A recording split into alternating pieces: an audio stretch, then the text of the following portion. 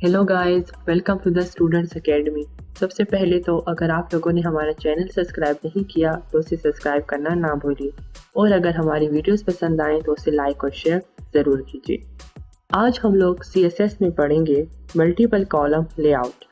सबसे पहले तो हम लोग देख लेते हैं कि मल्टीपल कॉलम लेआउट होता क्या है और इसको हम लोग CSS में किस तरह से यूज़ करते हैं। मल्टीपल कॉलम हम लोग यूज़ क्यों करते हैं?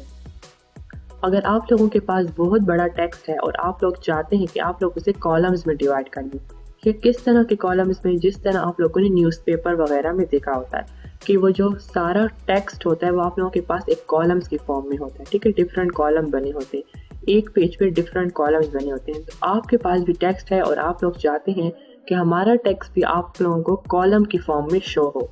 ठीक है, तो उसके लिए हम लोग यूज़ करते हैं मल्टीपल कॉलम्स लेआउट। तो चलिए चलते हैं और देखते हैं कि हम लोग इसको किस तरह से इम्प्लीमेंट करते हैं। सबसे पहले तो मैं एक हेडिंग बना लेता हूँ लाइक H1, और उसमें मैं लिख लेता हूँ फॉर एग्जांपल CSS मल्टीपल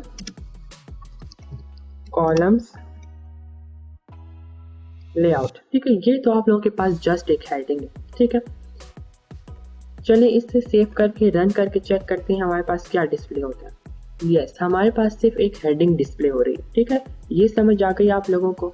अब नेक्स्ट हम लोग ऐसा करते हैं, एक पैराग्राफ बना लेते हैं। ठीक है, हम लोगों ने क्या किया, एक पैराग्राफ बना दिया और उसमें एक बहुत बड़ा टेक्स्ट डाल देते हैं। ठीक है, मैं एक डमी सा टेक्स्ट ले लिया बहुत बड़ा, ठीक है, और उसे मैंने पैराग्राफ के अंदर डाल दिया। आप अपनी मर्जी का कोई भी टेक्स्ट डाल सकते हैं अपने वेब पेज के मुताबिक। मैंने एक डमी सा टेक्स्ट ले लिया और उसे इस पैराग्राफ के अंदर डाल दिया। अब इसे सेव करके और रन करके चेक करते हैं क्या डिस्प्ले हो रहा है। तो ये देखिए, आप लोगों के पास एक पूरा टेक्स्ट, बहुत सारा टेक्स्ट आप लोगों को वेब पेज पे डिस्प्ले हो रहा है, और ऊपर आप लोगों के पास एक हेडिंग डिस्प्ले हो रही है। ठीक है, आप लोग चाहते हैं जितना भी टेक्स्ट है, ठीक है, ये आप लोगों को कॉलम्स की फॉर्म में डिस्प्ले हो। ठीक है, सबसे पहले तो हम लोग इसकी स्टाइलिंग कर लेते हैं। जो H1 है इसकी स्टाइलिंग की तरफ चलते हैं।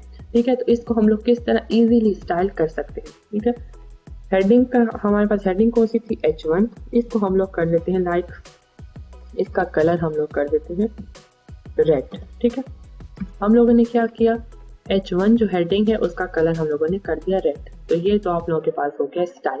अब आप लोग चाहते हैं ये जितना भी टेक्स्ट है इसे हम लोग कॉलम्स में डिवाइड कर दें। ठीक है, तो इसके लिए हम लोग क्या करेंगे, सबसे पहले तो हम लोग P को दे देंगे एक क्लास, और इसे हम लोग कह देते हैं लाइक, इसे हम लोग कोई भी नेम दे देते हैं। मैंने इसे दे दिया यहाँ पे COL। ठीक है, आप कोई भी नाम क्लास को दे सकते हैं, और फिर यहाँ पे हम लोग उस क्लास को एक्सेस करेंगे। कैसे एक्सेस करेंगे, डॉट के साइन से। फिर हम लोग लिख देते हैं क्लास का नेम और करली ब्रेसेस। ठीक है, अब हम लोग आते हैं कि अब इन कॉलम्स की फॉर्म में हम लोग टेक्स्ट को कैसे डिवाइड करते हैं। ठीक है, तो उसके लिए हम लोग लिखते हैं कॉलम काउंट।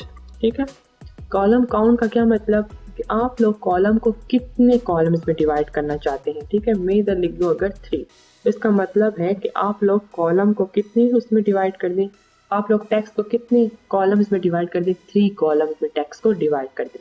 तो इसे सेव करके रन करके चेक करते हैं क्या होता है। ये देखिए, इसलिए आप लोगों के टेक्स्ट को 3 कॉलम्स में डिवाइड कर दिया। एक कॉलम आप लोगों के पास ये बन गया, दूसरा कॉलम आप लोगों के पास ये बन गया, और तीसरा कॉलम आप लोगों के पास ये वाला बन गया। ठीक है, तो इसने आप लोगों के टेक्स्ट को 3 कॉलम्स में डिवाइड कर दिया। अगर आप लोग चाहते हैं कि मैं इसे 2 में करना चाहता हूँ तो 2 लिख दूँ, तो ये आप लोगों के टेक्स्ट को 2 कॉलम्स में डिवाइड कर देगा। ठीक है, तो इस तरह से हम लोग कॉलम्स की डिवीजन कर सकते हैं। ठीक है, नेक्स्ट आप लोग ये भी लिख सकते हैं कॉलम गैप। ठीक है,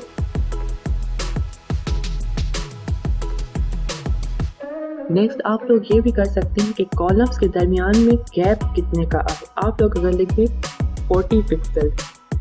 ठीक है, तो ये जितने भी कॉलम्स हैं इनके दरमियान में गैप जो आप लोगों के पास 40 पिक्सल्स का हो जाएगा। इसे सेव करके रन करके चेक करते हैं, तो ये आप लोगों के पास इनके दरमियान में जो गैप है, ठीक है, फर्स्ट और सेकंड के दरमियान और सेकंड और थर्ड के दरमियान, ये आप लोगों के पास होगा 40 पिक्सल्स का स्पेस। ठीक है, नेक्स्ट आप लोग और भी कर सकते हैं, नेक्स्ट आप लोग कर सकते हैं कॉलम रूल स्टार्टेड। ओके, ये आप लोगों के पास क्या कॉलम रूल स्टाइल। ठीक है, कॉलम रूल का मतलब है कि आपके पास इसमें लाइन भी लगा सकते हैं। ठीक है, आप दो कॉलम्स के दरमियान में एक लाइन भी लगा सकते हैं। ठीक है, तो वो जो लाइन लगा रहे हैं वो आप लोगों के पास उसका स्टाइल कैसा हो, हम लोग कह देते हैं फॉर एग्जाम्पल सॉलिड।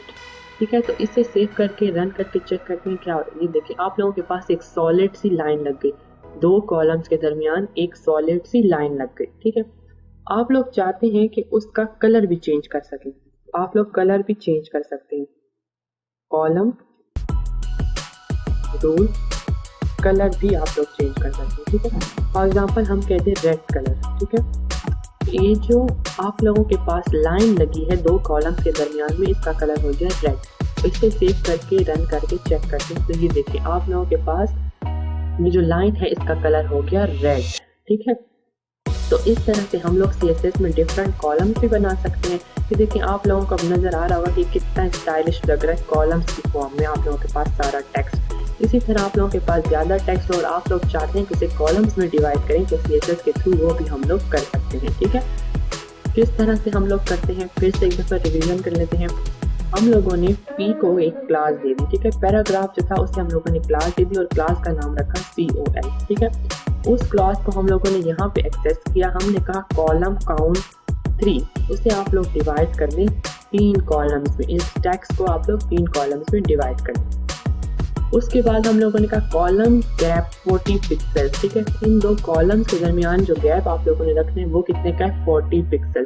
ये आप अपनी मर्जी से इंक्रीज और डिक्रीज कर सकते हैं, कॉलम्स भी आप लोग अपनी मर्जी से इंक्रीज और डिक्रीज कर सकते हैं। फिर हम लोगों ने कॉलम रूल स्टाइल बताया कि आप लोग एक कॉलम रूल बनाएं और उसका स्टाइल आप लोग देखें सॉलिड। रूल का क्या मतलब, आप लोगों ने एक लाइन लगानी है। ठीक है, और उसका स्टाइल है सॉलिड लाइन लगानी। ठीक है, और उस रूल का आप लोग कलर कौन सा रख दें रेड। ये कलर भी आप लोग अपनी मर्जी से रख सकते हैं। ठीक है, तो ये काम करने से हमारे पास क्या हुआ, CSS में आप लोगों के पास जितना भी टेक्स्ट है उसका हम लोगों ने कॉलम्स में डिवाइड कर दिया। ठीक हो गया, आज के लिए हम लोगों के पास इतना ही। फिर मिलते हैं नेक्स्ट वीडियो में। Thank you so much.